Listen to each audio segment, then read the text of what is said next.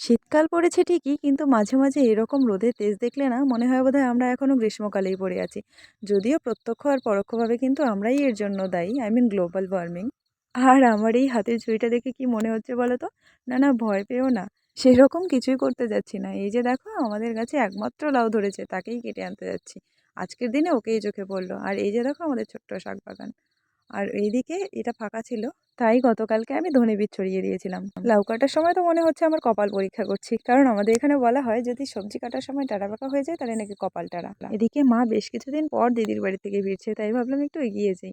আর এই যে এই জায়গাটা দেখতে পাচ্ছ, এই মাঠটার পরেই রয়েছে আমাদের মিনি জু। বর্ষাকালে তো খুব একটা যাতায়াত করা যায় না, বাট শীতকালে আমরা এদিক দিয়েই কম বেশি যাতায়াত করে থাকি। এই যে ছোট ছোট গাছগুলো দেখতে পাচ্ছ, এটা খুব বেশি দিন হলো না, কয়েক বছর আগেই লাগিয়েছে। আগে তো টোটালটাই একটা বড় মাঠ ছিল। ছোটবেলায় তো সবাই মিলে প্রচুর খেলাধুলা করতাম। আর এদিকে মা তো আমাকে দেখে ব্যাগগুলো দিয়ে চলে গেছে, আর এখন আমিও যাচ্ছি। তোমরা ততক্ষণে চ্যানেলটা সাবস্ক্রাইব করো।